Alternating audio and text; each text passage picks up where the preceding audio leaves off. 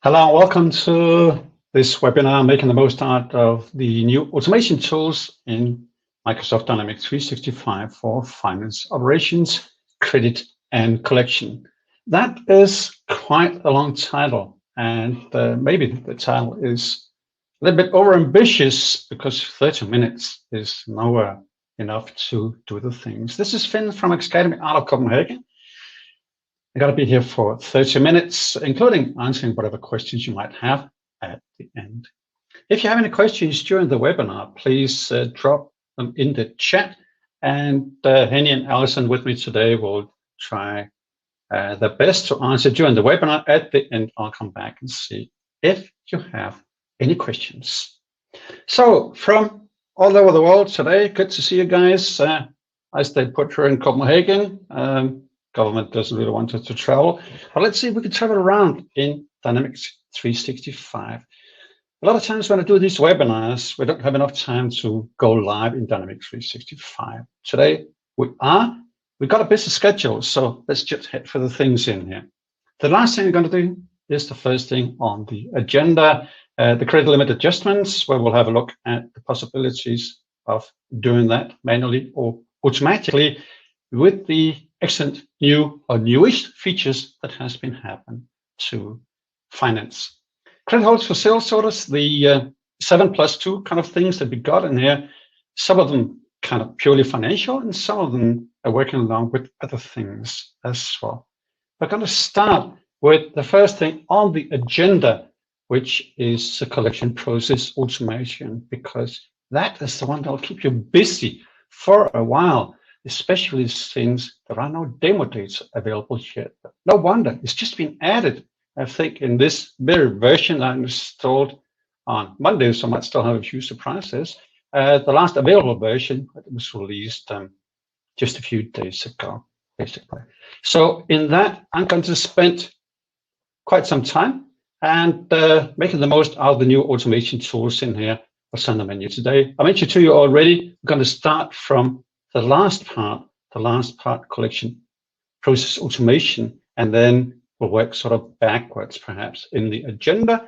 If I know Alison, she will probably have an offer when we get close to the things in here with the question and answers and finishing within half an hour. And this just say when, well, it's got to be within half an hour, but that's not what's on my presentation in here. Just say when is the things I'm going to show you today. Where are they in the process of working with, the custom creation, to do the sales sort of thing, do some invoicing later on, from the sales orders or from free text invoices or from projects, whatever. And then finally, hopefully not so, but quite often happens that the invoices become overdue. Especially these days, business is tough and customers might want to use you as their bank. We want to put an end to that, or at least tell the customers we don't really appreciate that. So the various tools I'm going to show today is positioned in different places, and some of the things can only work once you've done the invoicing, once it's overdue, and some of the things perhaps you do primarily when you manage the customers, not really considering yet the business processes afterwards. So the first part, the business process automation. That is a new thing that has just been added to your Dynamics 365 Finance, and there is no demo data available, at least I haven't been able to find them. So in this, you can automate the things about the collection processes. Collection makes me think, or made me think, that this was only for, collection letters and so on, but not so. The collection at large, including being out early. Some people call this touchless email reminders or touchless reminders. That's, I guess, the automation thing. And the reminder thing is that it doesn't have to be overdue. You could be early and remind the customers that you got something up for payment. Now, we could do that with doing our customer account statements if we'd like to, but that's not really a personal thing to do. So you can get much more personal with this collection process automation. It does take some setup. So where is it then in the process in here? It could be once you have done the invoice. If you don't have the invoice, there's not much to act on. And you could then have once you got an invoice, you got a due date. And that due date is like the turning point of the things I'm going to show you. You got a due date. Do you want to do, like we do collection letters once the invoice is overdue? We cannot do collection letters, classic collection letters, before the invoice is overdue, or 0 days, normally 2 days, 5 days, or whatever grace days that we have. But now, with this, we could do something already once the invoice is created. So that's my reason to have this just say when. That would be during the sort of service life of the invoice, and also afterwards until the invoice is actually paid. Could be reactions on the invoice, could be reactions on the balances as well. The benefits of this is that you get collection letters created automatically. You could create some activities, tasks, and other things too for collection agents, typically. And you could generate emails automatically and send to the customers, the contact person at the customer, maybe to your internal salespeople. Don't sell anymore to the customer. Sales guys don't like to be told that. But that's an option we got. So we could do these 3 different things in here. I'll show you how we set this up. We're going to be a little bit busy with that, so I have pre-created some demo jobs in here, but I'll tell you why and how I did that. To make this available, the automation in here, we need to allow the collection process automation in feature management. Feature management for just about all the new features being added. And with this March release, there were, I think, 85 new features. So there are some country specific and some other ones, including some interesting things also with the user interface, but that's not today. Collection process automation you have to activate in the feature management, and then I have new 2 tabs available in the module of credit and collections. Separate module, right? Because there's so much functionality in there, so it's no longer under accounts receivable. Those 2 you see on the screen. Collection process setup, and then afterwards, once you have done the collection process setup, then you can carry out the process automations. And that's where you then act upon the setup and sort of running the batches, so the batch jobs that do this every day, every second day, or whatever you like to. So you got no business in there in the process automations until you have set up at least something in the collection process setup, because you activate that, you automate the things that you set up in the collection process setup. We're not going to have a look at the feature management. We've seen that many times. Hopefully you've seen that too.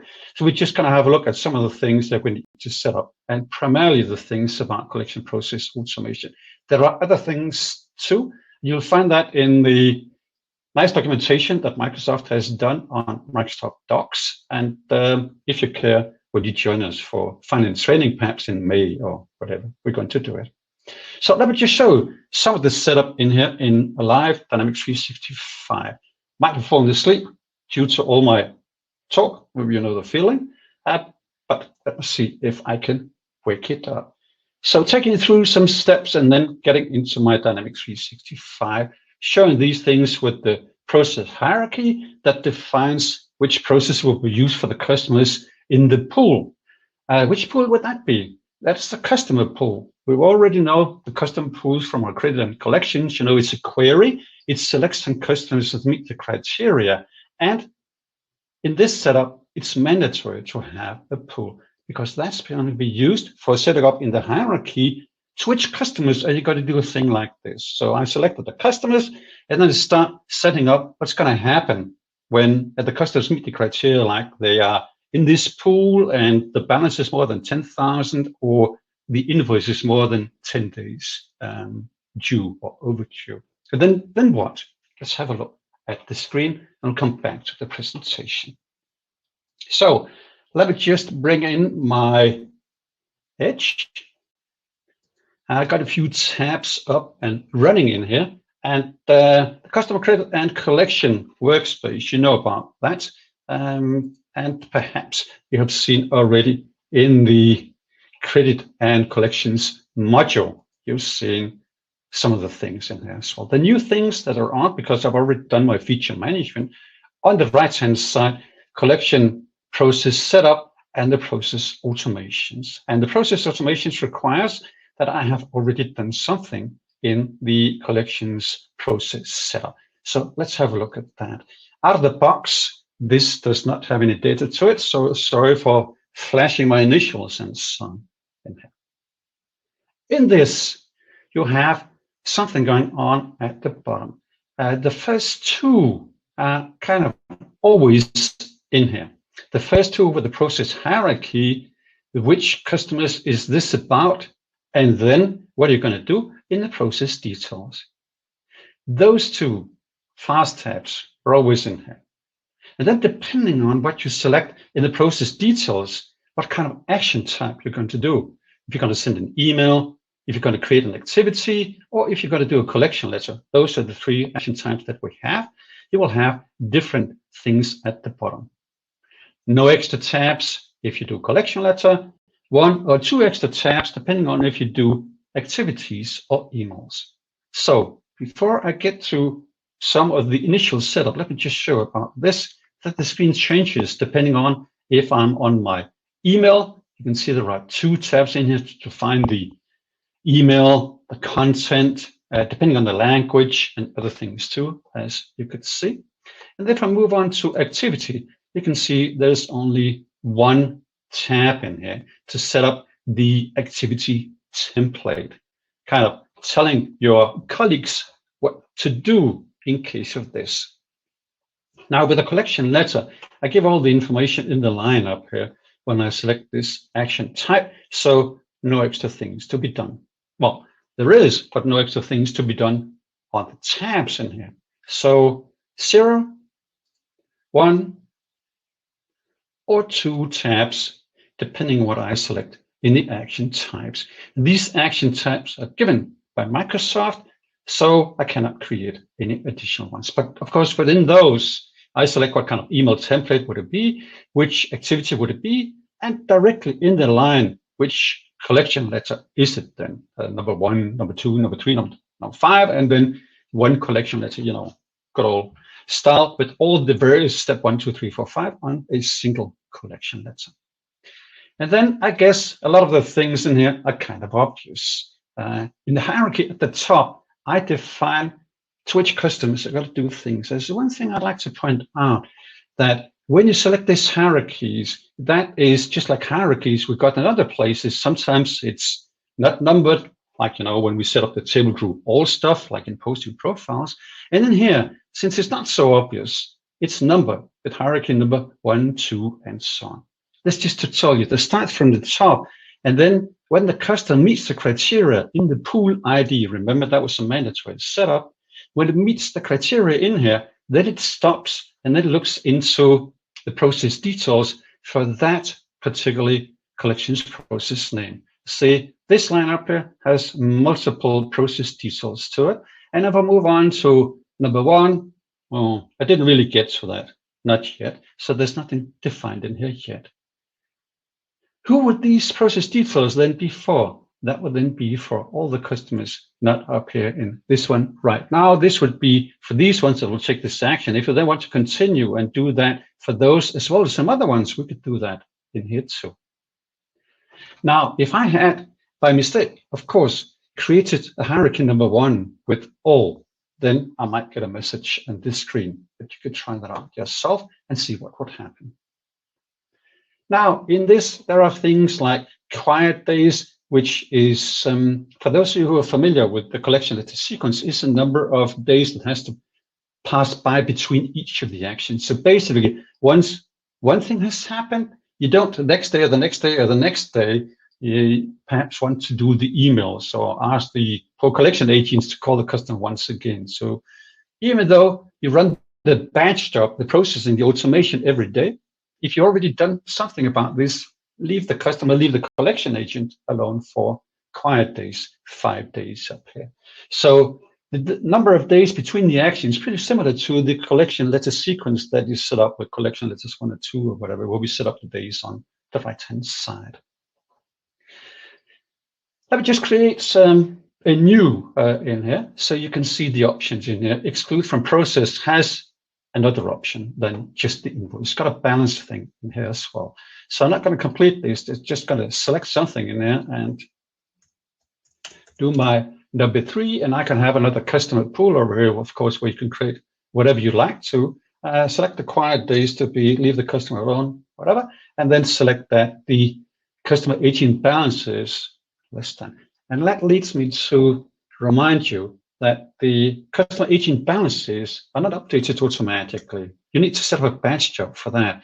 So if you're not working with the customer credit and collection with the workspace, or if you're not using these agent balances whatsoever, then this is a good time. If you want to use this, you have to set it up, because if you don't set the calculation up, the automatic calculation, how valuable is this in here, then it works on old data. That's not going to be good. So word of caution, if you select this customer agent balances less than whatever parameter in here, make sure that you got the aging batch job set up to calculate that. I guess, depending on the process automation, which we're going to see next, you would do this every day, perhaps, the aging balances, and then afterwards make sure that you do the process automation in here as well. Now, this can be fairly tricky. This is new. It's not documented so well. What the setup is documented fine by Microsoft, but there's not many business examples or whatever to find. So fortunately, there is a possibility of some kind of simulation up here. But before I get to that, I would like to get back to my PowerPoint presentation to show you a little bit more about these steps. So I will just move my edge over the edge and then be back to my presentation. So in this process hierarchy, the part you saw at the top, you would need to set up which pool this is about, and then to define all the process details below on the lines level, so to speak. You define what's not going to happen in here. Pools cannot overlap for the hierarchies. I'm not quite sure about that. That was a quick note I made when I started working with that. So sorry, I haven't double check that. So better caution with that. Sorry. So the pool detail, the process details defines what you're actually going to do. So the header finds the customers, and then in the process details, you see what you can be doing. And then with those 3 action types in here, with the activity, collection letters, and email, and the business document details, the extra tabs below, potential tabs number 3 and 4, would then depend on which action type you have selected. So if you have selected the action type, it should say up here. The activity, there will be one extra fast tab. If you select collection letters, there won't be. And if you select email, there will be 2. Now, once you have done this setup, you need to put it to work. And then first, you could just double check on the screen of setting this up as I showed you, and I will show you what's going to happen. You could set up, I would like to see what's actually the result of that. Doing the test, just like when you build workflows and other things too, it's really nice to see what is going to happen should I decide to put this live. So let me just remind you of the simulation possibilities over here in my Dynamics 365, where in my action bar up here, I can see there is a process simulation in this, and say, oh, if I'm working on this in there, not much happened. And why was that? Well, I didn't set up much in my FNF3, but I did for number 2, didn't I? I did. So let me just simulate that and see what will happen in here. And then I can see that obviously there were some customers in my pool, probably more than these ones in here. And then I would then send collection letters out like this in here. Right. So various things would happen with this. Well, you can see with this simulation in here, I can see what's going to happen with the collection process setup with this hierarchy that I've done in here. And then you could see there was not much happening with my email in here before the invoice due date or whatever, because it was supposed to be sent out before the due date. And that's one of the really nice things in here, I think, that you nudge the customers politely, but firmly to pay on time. So you could send out 1 to whatever number of emails before the invoice is actually due. And then after the invoice due date, you could ask the agent to take action, and afterwards you could send the customer off for collection or whatever you'd like to do with that. So depending on what you got in here, you will then have a simulation up here to do the various things. In the collection process assignment, you could then see which customers are part of the various setups in here. And let me show one thing about this. If I have my customers up here and I select my Contosa Euro DE001, the system will tell me, okay, right, so you want to do this manually in here. And then it gives me a message. Well, it's not a manual setup, Finn. This is already in the process FNF AXcademy 2. And the reason for that is that this customer over is part of that pool. So cannot select this and preview the manual customer assignment, but what I could do is, let me just say in here that I would like to have this for my process number 2. And then I can see, okay, who is it then who's actually part of this in here? All the customers that starts within a range of whatever.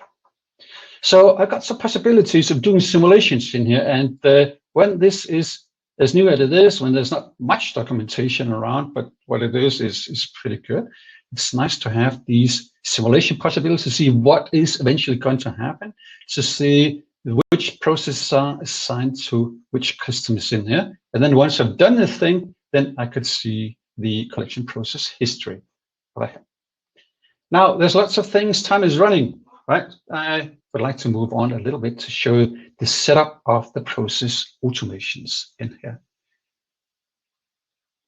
So in this, with the process automation, you could then see that I could go schedule things in here. And in order to be able to do this, I must have something set up on my prior screen.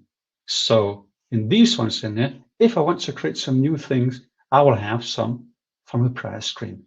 And this is a fairly substantial process. And I just want to take you through a quick couple of notes. No, nothing new in here. It's rather that you will go through a schedule or a schedule, depending on where you are in the world. Up here, select per company and create series. Create the series will then ask you, okay, what are you going to do? I would like to call this FNF1 whatever. This is going to run shortly after midnight, and no end date. So that's going to be repeated daily, at least every weekday. And then you can see it's something like we need to go through some steps similar to when we do product releases and so on. You can see that up there. And then you move on, and you will then be worried about what's going to happen. These are the things in there. This is what's going to be. And then we'll move on to the next things in here as well. So do you want to see, once again, just like we could see it actually on the setup of the various processes, we could then see who is going to be affected by the various things in here. And then I could click it on the road. Right. So that was a quick overview of this new tool just being available with publicly available. It could be downloaded before, but then you had to install it yourself and so on. You know the story. This is now publicly available from March. This is release 17 or 10.017 and platform 41 I am running on right now. Okay. This was a quick dash through that, and unfortunately, I spent a lot of time on that. So just a quick dash through the credit limit adjustments, then we'll have a look at the questions. I think there have been a couple of questions around that. The credit limit adjustments is the possibility to do manual or automatic credit limit adjustments in here. There's been so many things added, the possibilities over time. It's not that new, but over time. And this is, to me, in the process of setting up the customer. Of course, we could do it at any time over here, but I would say it is on the customer. It is when we set up the customer. And then, of course, we could do a lot of recalculations later on. Now, this is the fast tab on the customer master data, the credit and collections fast tab, provided that you have enabled the credit management, the fairly new functionality. Otherwise, you would have the good old 6 fields over here only. I've been through that on a separate webinar, which you can find on AXcademy if you care. So I'm not going to do too many details about those, just a quick reminder of the possibilities in here, including the things about updating for groups and other things too. I just found an error on docs. It's easy to spot, basically. Just mention the module incorrectly. It was under credit and collection, credit limit adjustments, where you would then do the credit limit adjustment journal, either from that part or you could do it from the customer. You need to use a journal and then either send it off for approval or just go through a workflow. You could use a couple of new workflows in here with this, and then do that. It generates manually, add from the customer, use a credit group, or automatically when you have a risk group. In here, risk group, we need to do some other thing. So creating the credit limit adjustments from the customer or from a menu. And I would have thought when you create it from the customer, it's already pre-populated the value, the customer account number, or whatever. But there is actually no operational difference if you do it from the customer or if you do it from the menu on credit and collections. There's no difference in the possibilities whatsoever in here. The credits holds for the sales orders. We had that also in another webinar. So just a quick reminder about this. Automation. What do you mean by automation in here? Well, when you have the sales order, you could automatically have the sales order being blocked at different steps in the parameters and other places you set up. You've got to stop me from picking, from confirming, from shipping, from releasing to the warehouse or whatever's going to stop from. Yes, yes, yes, that's possible. You just define what it is. And then in these 5 steps in here, depending on what kind of sales order conditions, concepts, or circumstances, as it's called, you would then have these, as I call them, 7+2. And the reason I do this 7+2 is that the sales order itself could be blocked due to the first 7 circumstances, and then some changes on the sales order could then mean that it would be blocked. And this includes ranking and other things too. Ranking like payment terms, which is 5 days, 10 days, 14 days, they're ranked 0. As long as we change within that, we don't change the sales as a whole. But all of a sudden, the salesperson will change the payment terms to net 30 days or 2 quarters or whatever it will be, and that is in a different rank. So that will block the sales order, and then need somebody to approve the changes in here. That is a lot of things, and that is me talking a lot. I've got 2 minutes left, so while Alison is popping out an offer for, well, I'm as excited as you. I'll just check in the chat box about any questions that you might have over here. So I've got a few comments in here being flagged as questions. Can I set up different process hierarchies for the same pool ID? That was the note to myself that I actually saw in my PowerPoint presentation, and I think you can, but I have to confirm that. So unfortunately, I didn't have the time while preparing for that to double check that. I saw my note in there. I should have sorted it out. So sorry. I'll have a look at that, and perhaps I could just change the presentation, which you'll have access to within 24, 48 hours, and then document that. So thank you very much for the question. Sorry, can't answer that right now. Can we set up the process to run on multiple entities? You want to run the same process for those? Unfortunately not, as it is right now. I was a bit surprised by that, I have to say. When you select in the process that you want to run that, you can select only one legal entity at a time.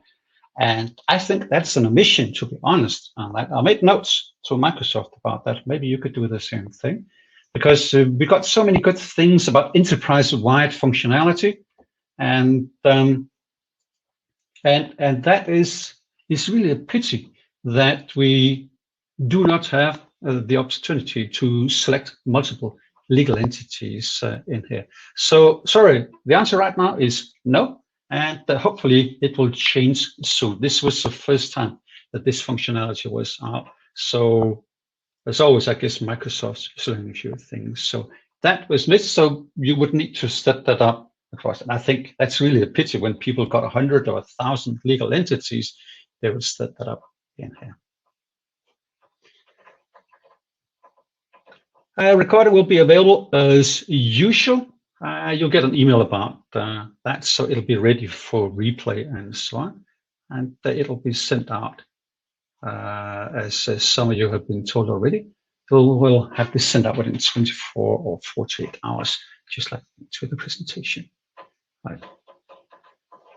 Yeah, I understand that with the shared services center and so on. Absolutely agree on that. I want everything to be enterprise-wide. I really like when you've got the global journals, when you've got the possibilities of doing the financial period close, bad name, but good functionality, and lots of the other things, changing the financial status and so on that. So there's so much in here which is being enterprise-wide, and I really hope, and I think it's going to be in here, but I don't really know. Sorry, that was really well, interesting topic, I hope, and I focused on the new things in here because the other couple of things you've seen before. So I hope you don't mind that I spent just about all the time on the first topic.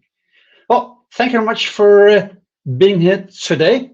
I appreciate your time in here, and I hope we'll join next time around. If you want to have a look at some of the other webinars that I mentioned to you, pop in at AXcademy.com, find the webinars in the free webinars as we've got, and then you could see those ones in there. Thank you very much for your time. Once again, this was Finn from AXcademy out of Copenhagen. Enjoy the rest of the day and hope to see you next time around. Bye-bye for now.